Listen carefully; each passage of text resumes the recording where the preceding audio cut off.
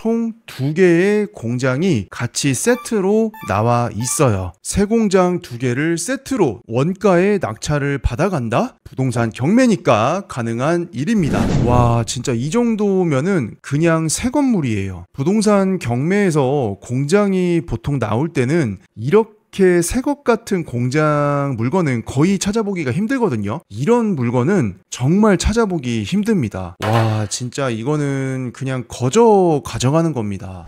거의 아파트로 따지면은 진짜 입주 청소 한번 싹 한 다음에 신발 벗고 양말만 신고 들어가야 될 것 같은 그런 느낌이에요. 이렇게 컨디션이 좋은 공장을 경매로는 진짜 오랜만에 저도 보는 것 같아요.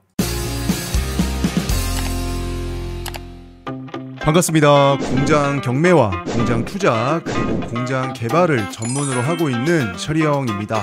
시청자 여러분들, 오늘 영상은 정말 끝까지 집중해서 봐주셨으면 좋겠습니다. 왜냐하면 현재 한번 유찰이 돼서 2차 최저가 금액으로 시작을 할 물건인데, 제가 생각을 했을 때는 토지값과 건축비 그리고 각종 제세 공과금들, 기타 부대비용 이런 거를 감안을 했을 때는 어떻게 보면은 내가 땅을 사서 공장을 허가를 받고 시공사를 써서 공장을 완성까지 하는데 들어가는 그 비용보다, 다른 말로 하면 개발 원가라고 할 수 있죠. 그래서 공장을 짓는 개발 비용 원가보다도 최저가 금액이 조금 더 낮은 금액까지 유찰이 됐습니다. 그러니까 이 물건을 2차 최저가 금액 정도로 만약에 낙찰을 받게 된다? 그러면 저 같은 공장 개발업자 분들이 개발하는 그 개발 비용보다도 더 저렴하게 완성된 공장을 취득을 할 수가 있다라는 얘기죠.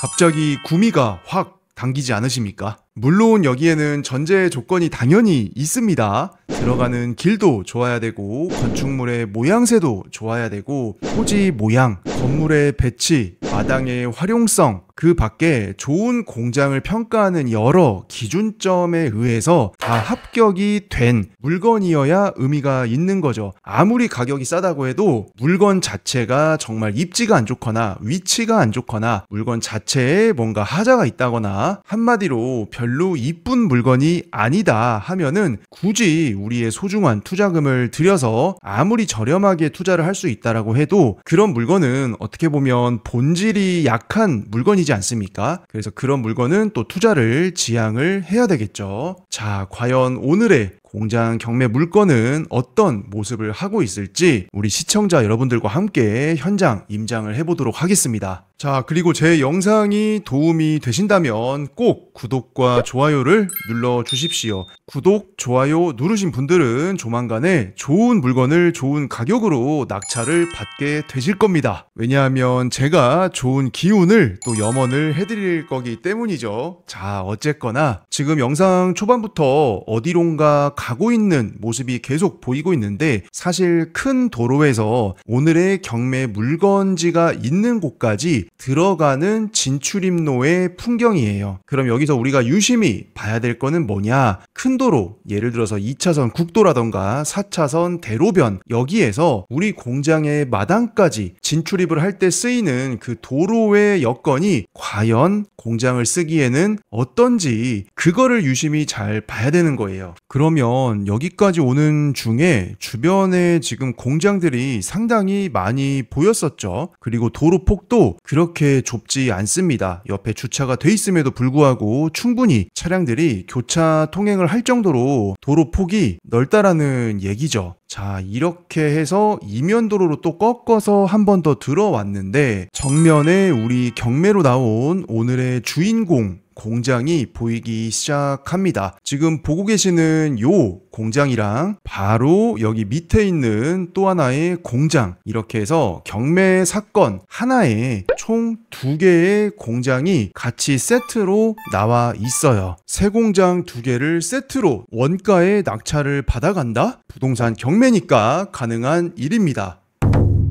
앞에 있는 첫 번째 공장 건물부터 살펴보겠습니다. 전체적인 토지 평수가 598 598평이에요. 도로 평수 빼고 공장이 앉아있는 본부지만 598평입니다. 그 위에는 건물이 하나 들어가 있는데 1층 면적이 150평, 그리고 2층 사무실 부분이 32평 정도 되는 크기입니다. 연면적의 합으로는 182평이 조금 넘는 규모를 가지고 있죠. 근데 딱 보더라도 진짜 갓 지어놓은 새 공장 같지 않습니까? 거의 한 번도 쓰지 않았던 그런 느낌처럼 정말 뭐 외부의 상태를 봤을 때는 그냥 새 공장입니다. 사용 승인일 자체가 2022년 7월 달이었기 때문에 어떻게 보면 이제 만 3년 정도 된 준신축 공장이기는 한데 외관을 봤을 때는 그냥 신축 공장입니다. 그리고 경매에 같이 나온 밑에 있는 공장이죠. 지금 보고 계시는 요 공장,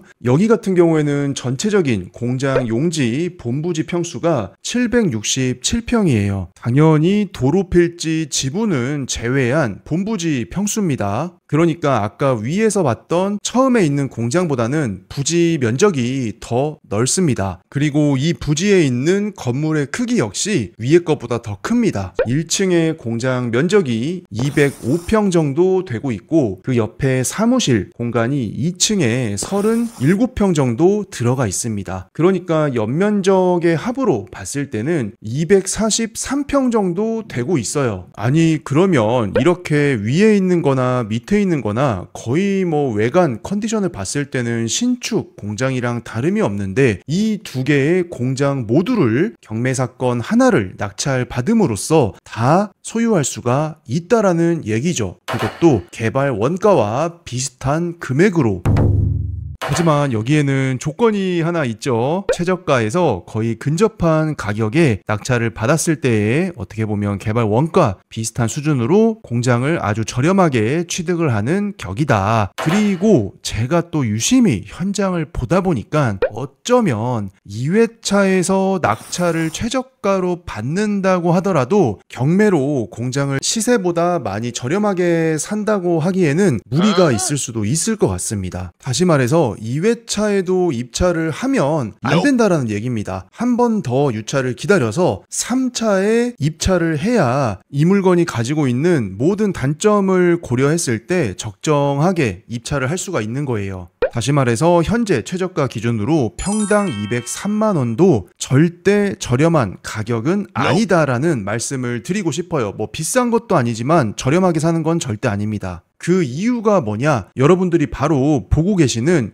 이 장면 때문에 그렇습니다. 공장 용지 598평 중에서 실질적으로 사용할 수 없는 땅의 면적이 대략 150평이나 포함되어 있기 때문입니다. 내가 입찰을 해서 낙찰을 받는 땅의 면적에 포함되는 건데 그 중에 150평이나 쓸 수가 없는 쓸모없는 땅이구나. 이거를 우리가 반드시 고려를 해야 돼요. 저렇게 못 쓰는 땅이 생긴 원인은 간단합니다. 공장 건물이 앉아있는 마당의 바닥의 높이랑 저 아래에 아까 보셨던 그 땅의 높낮이 차이가 너무 많이 나기 때문에 그래요. 그래서 저기를 다 흙으로 채워서 평탄화를 시킨다고 한다면 비용이 너무나 많이 들어가기 때문에 여기를 개발했던 최초의 건축주 분께서도 저런 못 쓰는 땅, 다시 말해서 번면 구간을 비용적인 문제로 어쩔 수 없이 남겨두셨던 것 같아요. 그러면 결국에는 못 쓰는 땅의 면적을 우리가 감안을 해서 실질적인 이 공장의 시세 이거를 구해야 되고 그리고 거기서 안전 마진을 얼마나 확보하며 들어갈지를 입찰가 산정을 통해서 또 정해야 되는 거죠. 근데 또 한 가지 더 고민할 게 있습니다. 밑에 있는 부지 역시도 전체적인 토지 면적은 767평 구성으로 돼 있지만 이 중에 대략적으로 123평이 번면이에요. 한마디로 쓸 수 없는 땅의 면적이다. 그러면 실질적으로 사용 가능한 면적이 767평이 아닌 거죠. 평평하게 쓸 수 있는 땅의 면적은 644평밖에 안 되는 겁니다. 그러니까 위의 부지에서처럼 마찬가지로 아래 부지에서도 못 쓰는 땅의 면적을 고려를 충분히 하셔야 되고, 그 점을 입찰가 산정이나 나중에 낙찰받고 나서 다시 이 공장을 매매로 내놨을 때 법면이 없는 공장에 비해서 얼마 정도 저렴하게 내놔야 매수자가 붙어서 팔릴 수 있을지, 이거에 대한 고민이 사전에 필요한 물건입니다. 게다가 우리 물건은 도로 지분율도 상당히 높은 편이에요. 어떻게 보면 이 도로라는 것도 내 전용 공간은 아니기 때문에 도로 지분이 없거나 적을수록 나에게 유리한 겁니다. 근데 우리 경매 물건은 도로 지분도 너무 과해요. 그래서 제가 이렇게 저렇게 막 계산을 해보니까 현재 2회차 최저가 기준으로 했을 때도 여러 단점을 반영을 해봤을 때는 결코 확 저렴한 거는 아니구나라는 생각이 들었습니다.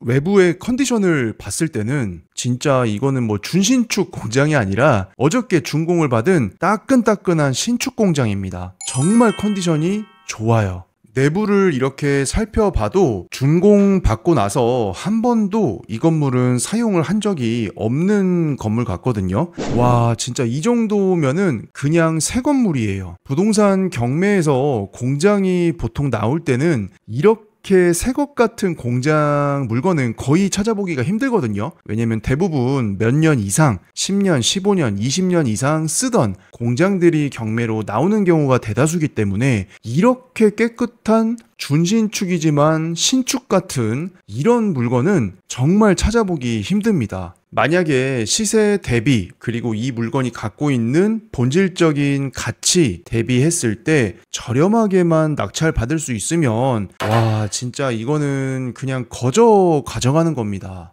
2층으로 올라가는 계단 통로를 지금 보고 계십니다. 이쪽에는 통창 느낌으로 해서 채광에 신경을 쓴 모습이고, 그러다 보니까 확실히 좀 낮에는 진짜 환해요. 내부 분위기 자체가 화사한 느낌이죠. 그리고 사무실 공간이 아까 들어가 있었고, 그 사무실에 들어가기 전에는 이렇게 남자 여자 화장실이 분리가 되어 있습니다. 와, 근데 화장실도 진짜 깨끗하죠. 거의 아파트로 따지면은 진짜 입주 청소 한번 싹 한 다음에 신발 벗고 양말만 신고 들어가야 될 것 같은 그런 느낌이에요. 그리고 이렇게 사무실 공간을 또 보니까 와, 진짜 화사합니다. 이렇게 컨디션이 좋은 공장을 경매로는 진짜 오랜만에 저도 보는 것 같아요. 자, 이렇게 해서 오늘의 경매로 나온 공장 물건을 같이 살펴봤는데요. 제가 생각을 할 때는 이 물건은 장점과 단점이 너무 뚜렷합니다. 그래서 입찰가 산정이라던가 그보다 앞서서 이 물건에 대한 투자 여부를 고민을 하실 때 이 물건이 갖고 있는 좋은 점들, 그리고 제가 앞서 설명드렸던 이 물건의 단점, 어떻게 보면은 이 물건에 대한 가치 판단을 할 때 우리가 흔히 놓칠 수 있는 부분들이거든요. 그런 부분들만 잘 감안해서 결정을 하신다면 충분히 개발 원가 이하로도 새 것 같은 공장을 두 동이나 한 번에 낙찰받아갈 수 있는 기회이기도 합니다. 부동산 경매나 특히 공장 경매가 좀 낯설고 어려우신 분들은 오른쪽 위에 있는 연락처나 고정 댓글에 있는 연락처로 저한테 연락을 주시면은 또 도와드리고 있습니다. 이번 물건에서도 다들 좋은 결과 있기를 바라겠습니다.